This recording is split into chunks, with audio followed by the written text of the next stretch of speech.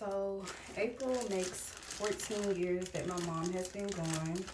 Um, it doesn't feel that long, but it does at the same time. It's weird to explain. um, After that is, of course, May, so Mother's Day, and then her birthday. So usually her birthday comes up first, and then Mother's Day. It depends on how it falls. In March, I had a few like depressive spells, if you will, and I could tell because my productivity slowed down. I was sleeping a lot more, and I was just feeling very like meh, like bleh.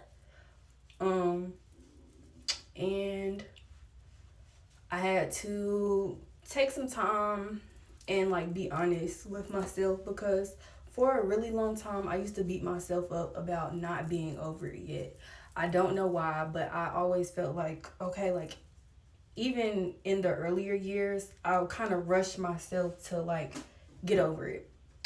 Newsflash, you will never get over a major person in your life passing. Like grief is weird.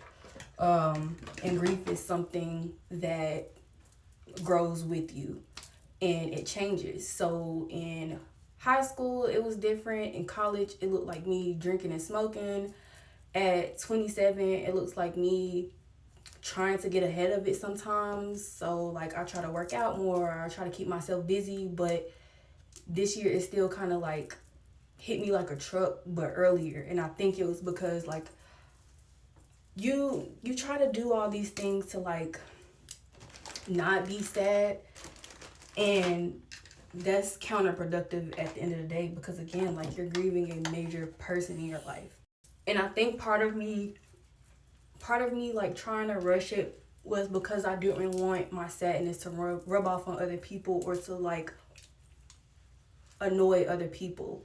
And so I can remember like some things that I'll never forget is someone in high school saying like, dang, like you always seem sad.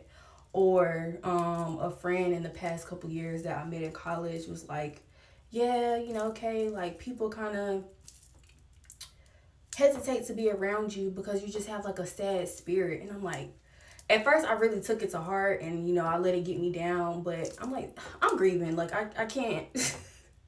I don't know what y'all expect. Consider how much, if you have a good relationship with your parent, consider how much you talk to your mom like on a daily basis or a weekly basis. That's how much I miss my mom. Now, I will say some days it's not like a sad kind of missing her. It's like, dang, like, I wish, I wonder what she would think about this, or I wonder how our relationship would be at this point because I'm older. And so again, every day is not this sad kind of thing, but like as much as you probably talk to your mom is as much as I miss her. Of course, sometimes you really want to be around people, so you try to put on a mask. And something that I've definitely learned about grief is that when you try to push it aside, it's going to come out no matter what. And it's probably going to come out at an inconvenient time. So that inconvenient time was me being drunk. And so I would go out and have a good time, during college and end up crying on the phone with my roommate's mom at the end of the night because grief was coming out. And so I say all that to say, with spring coming up, a lot of important dates usually come around. So like Mother's Day, Father's Day, and stuff like that. Give your friends some grace, please, during this time because they're still trying to navigate it. Like even though that family member or loved one, the close one, has been gone for a really long time, like it doesn't, I don't know, it doesn't go away. Like I said before, grief grows with you and it looks different at different stages. So give them some grace, please, to figure this out and get through this period of life. And, give yourself some grace. And a lot of times, like, I'll say, like, oh, like, I miss my mama, but at the same time, I lost a lot of loved ones for a period of time. From, like, 2012 to, honestly, up until, maybe 2023, I lost my stepdad first, my mom, all my biological grandparents, an aunt, an uncle, and a cousin. Actually, two cousins. Um, so you never know what somebody is going through. So please just give them some grace. And as someone grieving, like if you realize that you're attaching other situations to your grief, like take some time to step back, because that's okay. As I've grown, I've realized like sometimes I find myself trying to cope in other ways, specifically like for example relationships. So before my mom passed, I actually was taking care of her from like 2010 to up until she passed, and right until she went to the hospital for the last time before she was transitioned to hospice. I remember going to see her in the hospital, and she actually like didn't know who I was. And of course, like as a young girl in middle school, that was very like heartbreaking, especially because I was taking care of her. Like I was cooking, I was cleaning the house, I was giving her chemo medicine, all of that. I was doing all of that.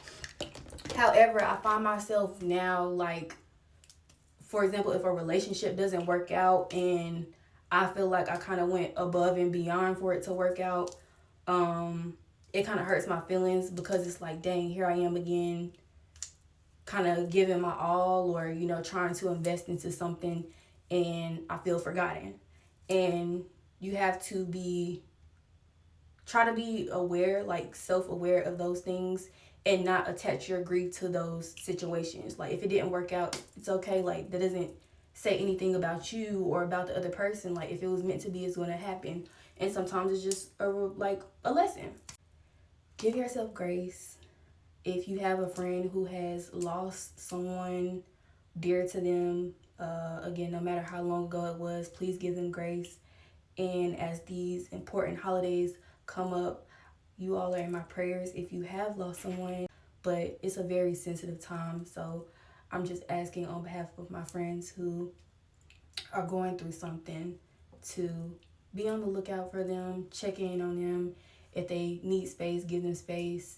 If you got to love them a little bit harder during this time, please do so, because it's so very appreciated. And until you go through this type of situation, it's something like, it's an experience you can't even explain, and I wouldn't wish it on my worst enemy. But yeah, as we go into this new month, the word should be grace. Remember to give yourself grace. Love you.